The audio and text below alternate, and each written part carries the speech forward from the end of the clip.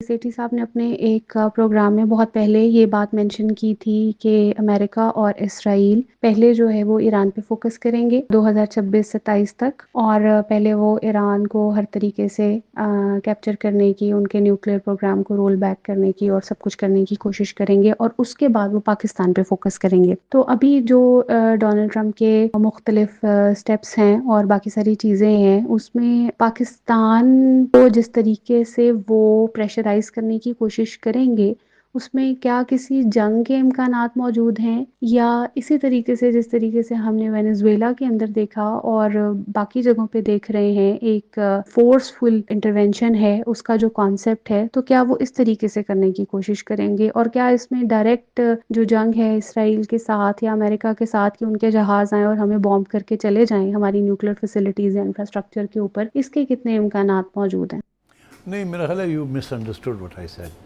मैं एक long term strategy की बात कर रहा था कि अगर Israel will wants Iran to be neutralised, कि ये बिल्कुल न्यूक्लियर वेपन्स ना बना सके। सेकंड, इसराइल के prime minister on record to say कि पाकिस्तान के जो इस्लामिक बॉम्ब है वो हम टॉलरेट नहीं कर सकते, we think it's very dangerous. ये तो पोजिशंस हैं। अब they are trying to attack Iran.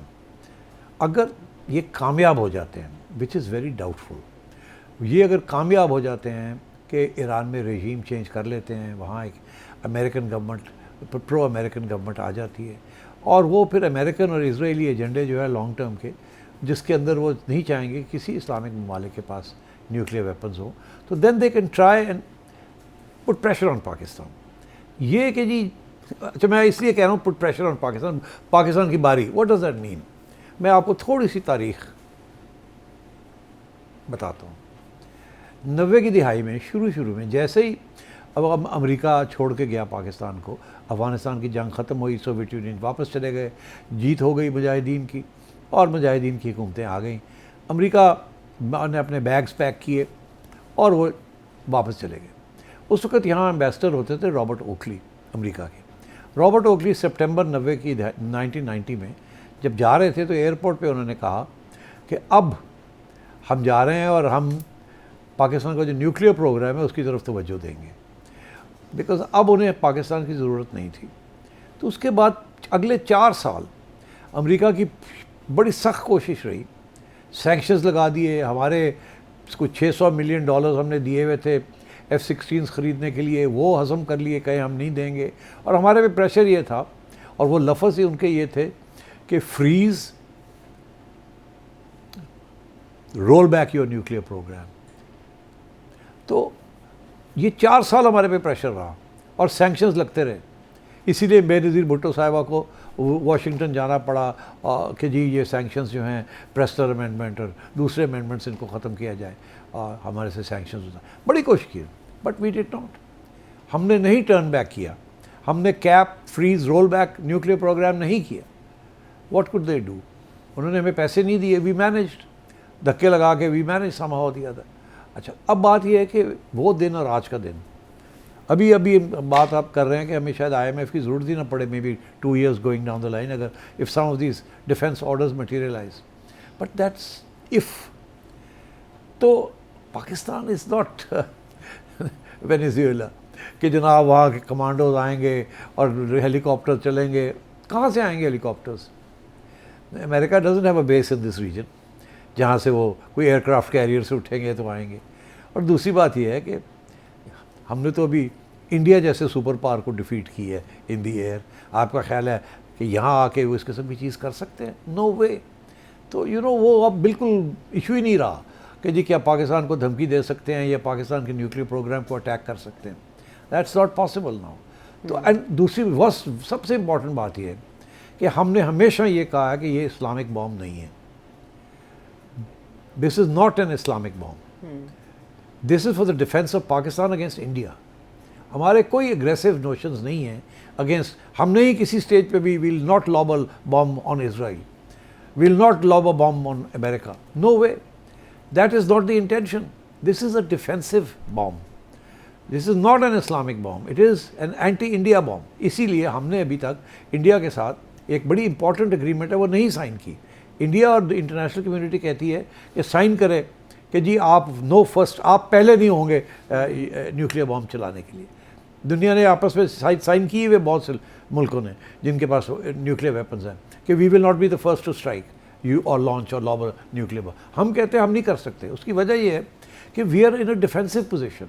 अगर हमारे पे अटैक आती है कन्वेंशनल फोर्सेस के साथ जो हम नहीं विथस्टैंड कर सकते, तो then we have a right to use nuclear weapons to defend ourselves, because वो एग्जिस्टेंशियल प्रॉब्लम बन जाता है।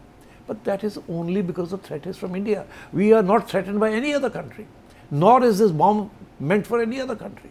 तो इसलिए आई डोंट थिंक वो सिचुएशन अब आएगी जो कि उस वक्त तवक्को की जा रही थी। अमेरिका एक स्पेशल मूड में था कि सिर्फ मोनोपली अमेरिका के पास ही होनी चाहिए किसी के पास, और उस वक्त आपको पता है ये जिहाद वाद ये सब चीज़ें चल रही थी पाकिस्तान में, और मुजाहिदीन और जिहादीस और एक्सपोर्ट, ये सारी बातें चल रही थी।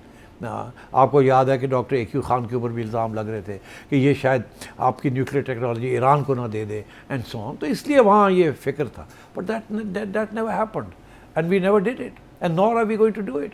तो मैं नहीं समझता कि that situation is alive now. But जब मैं कहता हूँ कि the pressure will come, pressure हमेशा आएगा आपके ऊपर, because as long as you have the bomb Israel will not rest. कि आप किसी न किसी स्टेज पे you may give the technology if not the bomb to some Islamic country, specially Islamic country with money, because ये इल्ज़ाम पहले भी लगा था आपके ऊपर।